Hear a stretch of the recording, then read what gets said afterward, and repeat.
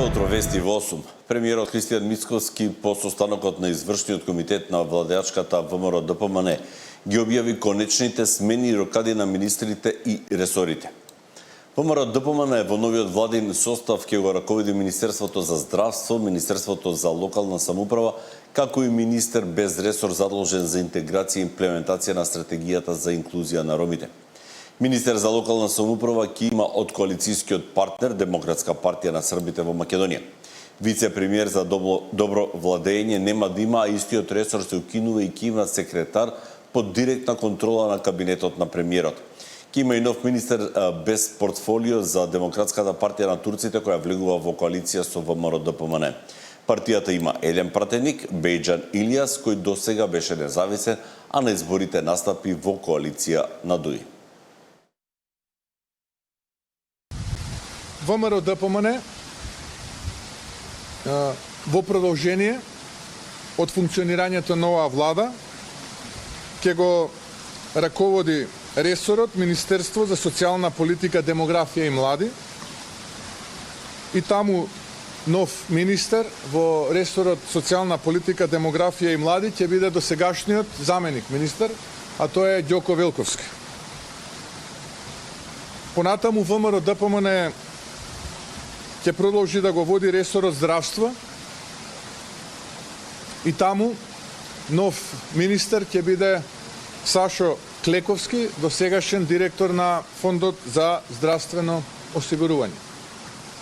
На негово место доаѓа досегашниот министер за локална самоуправа Златко Перински, а за нов министер за локална самоуправа ќе биде господинот Иван Стојлковиќ. Министер без ресор, задолжен за интеграција и имплементација на стратегијата за инклузија на ромите, ќе биде Ерџан Демир, дипломиран економист, кој до сега е председател на Општинскиот комитет на ВМРО ДПМН во општина Шуто Оризари. Од политичката партија Вреди, Влен, нови министри ќе бидат номинирани во Министерството за правда, култура и туризам и Министерството за односи меѓу заедниците, додека пак политичката партија Знам ќе номинира свој кандидат во Министерството за земјоделие, водостопанство и шумарство. Она кое што исто така сакам да го истакнам е дека досегашниот ресор за добро владење, односно подпредседател во владата за добро владење, се укинува, и тој ресор за добро владење ќе биде директно под ингеренција на кабинетот на премиерот. Ние веќе имаме секретар кој што ја следи работата на владата и реализацијата на програмата. Сега ќе имаме и секретар од кабинетот кој што ќе биде задолжен за добро владење. Претходно од Вреди соопштија дека ќе раководат со 6 министерства. Неофицијално нови предлози на партијата ќе бидат Јетон Шасивари за правда, министер за култура и туризам ќе биде Седат Сулемани, кој досега беше заменик министер, и министер за односи меѓу заедниците Агон Ферати. Председателот пак на Знам, Максим Димитриевски, ќе објави дека и натаму ќе раководат со 2 министерства, освен со Министерството за јавна администрација го добиваат и Министерството за земјоделство, шумарство и водостопанство.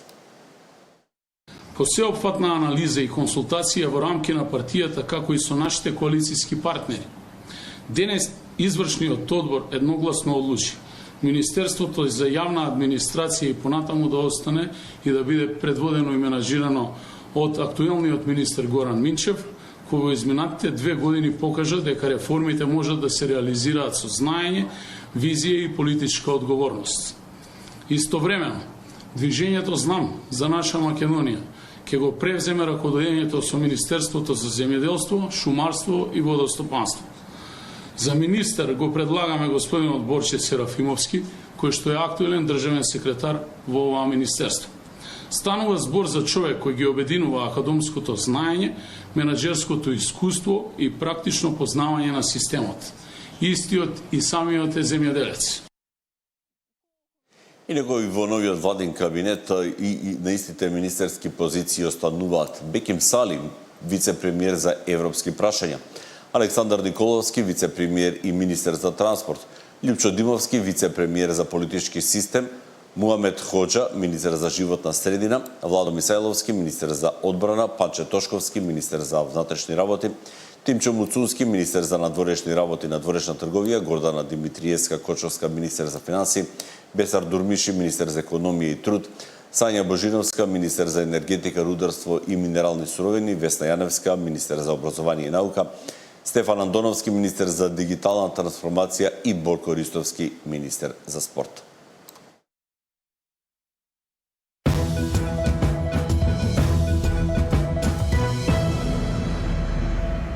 Дебатата за изборниот законник по бурниот понеделник е ставена во мирување. Пропадна координацијата за спорните делови од законникот.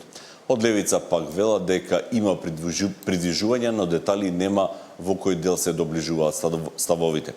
Денеска или најдосна до четврток ќе се знае и судбината на изборниот законник. Пропаднаа двата обиди на пратеничките групи да се закаже комисија за изборниот законник. На интензивни координации зад затворени врати пратениците не постигнаа договор за да се спречи најавената блокада од СДСМ и левица. Извори за сител од мнозинството вела дека разликите остануваат.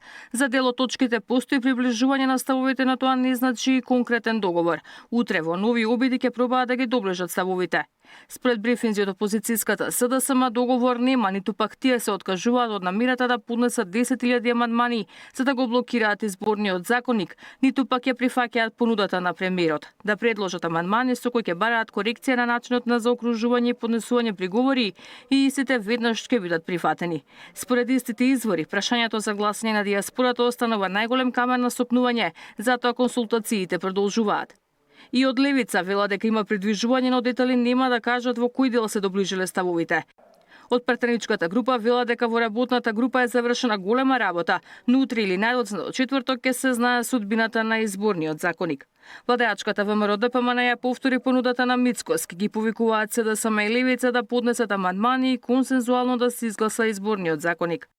Венко Филипче и Димитар Апасиев со блокада на овој закон сакаат директно да и нанесат штета на Македонија во делот на исполнување на реформите од реформската агенда, но и во повлекувањето на средства од планот за раст.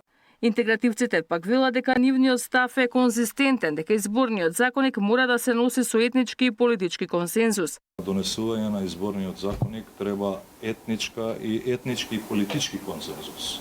Без етнички и политички консензус не може да се донесуваат правила кои се поставуваат правила за изборите, било тие парламентарни, било тие локални избори или председателски. Од вреди очекуваат опозицијата да покаже разум. Сметам дека сепак опозицијата ќе се вразуми и ќе ги поддржи овие измени. Собранието со 59 гласа за ја изгласа потребата да се донесе законот по скратена постапка. Ивана Соколич најдова, Сител телевизија.